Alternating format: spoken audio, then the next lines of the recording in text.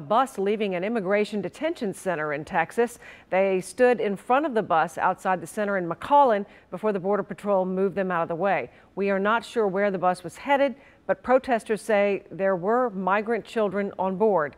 This comes as more than 24 Democratic lawmakers were in McAllen today, visiting facilities housing migrant children separated from their parents at the border. Is, for all intents and purposes, a prison. This is not the way we treat people who are seeking asylum. President Trump this week signed an order to keep families detained together during immigration proceedings. We will have millions and millions of people pouring through our country with all of the problems that would cause, with crime and schools. The U.S. Customs and Border Protection Agency says 500 kids have been reunited with their families. More than 1,800 children are still waiting.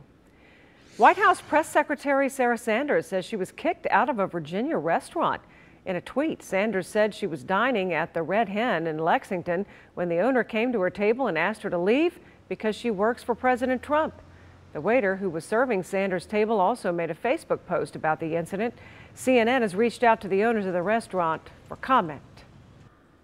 New on 11 at 11, we are hearing from the Christ Hospital after a Kentucky judge reversed a ruling that would have allowed Christ to build a new surgical center in Fort Mitchell.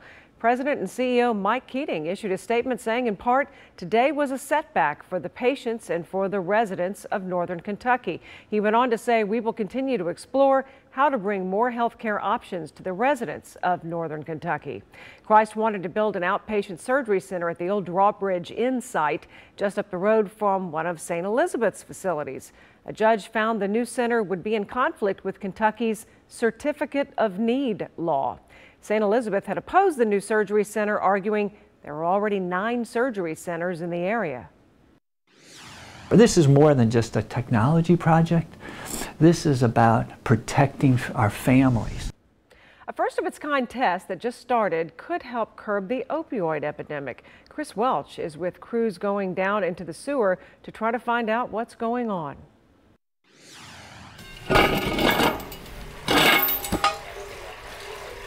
So there's a stream of sewage water below us. Yeah? Have you gotten used to the smell by now? No. Noriko Endo has made a career out of studying human waste. But the good thing is we don't have to get used to it, right? Because all we have to do is to put this box inside the sewage. The box does all the work. This black box, born out of an MIT research project that turned into a full-on startup called BioBot, may hold the answers to one of the largest public health crises in the United States. And then this one is really cool. It's got a timer on it. And this is Mike Bajorek, the deputy city manager of Cary, North Carolina. This Raleigh suburb hasn't been hit as hard by the opioid crisis as other cities in the state, but they haven't exactly been spared either. How could we be having 5 opioid-related overdoses? Thanks to a special grant, Bajorek and the town of Cary are now BioBot's very first customers. This is more than just a technology project. This is about protecting our families. This week they begin their new project, collecting and measuring digested opioids, what they call metabolites, that flow through the city's wastewater.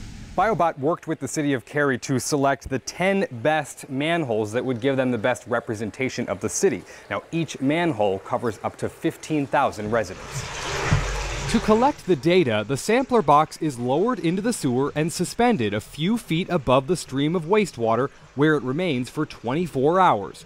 An intake tube pulls dirty water into the box, where it passes through a series of filters.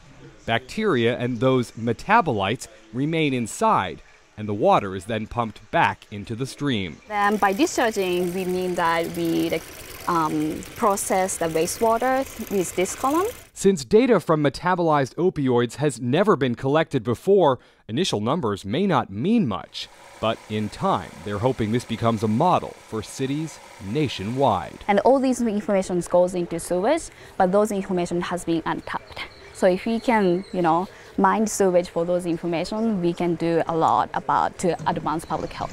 This really could be transformative. I think it's amazing to see so many people come together and support everyone. Thousands of people showed their pride today for the annual Cincinnati Pride Parade and Festival. The festival wrapped up just a few minutes ago at Sawyer Point and Yateman's Cove. Before that, more than 100,000 people came out to the parade, which made its way from downtown to the riverfront. Kids from the Trans Clinic at Cincinnati Children's Hospital were this year's grand marshals. Parade Chair Chuck Beatty says the parade has grown a lot since the first one back in 1973. It's taken a lot of time, a lot of work has been done by those before us to make it what it is today. This is the 45th year of the event. A Finneytown preschooler was beaming with pride today. He gave something away worth thousands to help some child he may never know. And it was a project that took 4 years of his time and required him to sit still for about 45 minutes. I want no haircut. It's going to be okay. A typical start for a little boy at the barber. We are getting ready to start the big chop. But the first haircut for Jonathan gets more special when you see the full picture. He's been growing this all 4 years of his life. Mommy's so proud of you. Mom, Monique Foster, says his hair grew fast as a baby. Soon people started putting the pressure on. You ready, Jonathan? Yes. People were like, well, when are you going to cut his hair? When are you going to do this to his hair and that to his hair? Oh my gosh, woo! I started thinking about what we're going to do with it instead of just cutting it off. So as she started researching, she came across the nonprofit Children with Hair Loss and learned so many kids with cancer or other health issues can't afford real hair wigs, especially kids of color. The reason I picked this organization is because they make the product, the hair wigs, extensions, and pieces for free. None of the families have to incur any cost, and they can go up to $5,000 for these families. They're gone! Suddenly getting a haircut feels a little better. You're doing so good. Now Mr. Tony at Inception's hair studio will give him some style, and someday he'll get, he made some other kid somewhere feel a little better. I'm humbled. I'm honored that we can help someone. I'm really proud of him for participating and for understanding that this is something that's a good thing to do.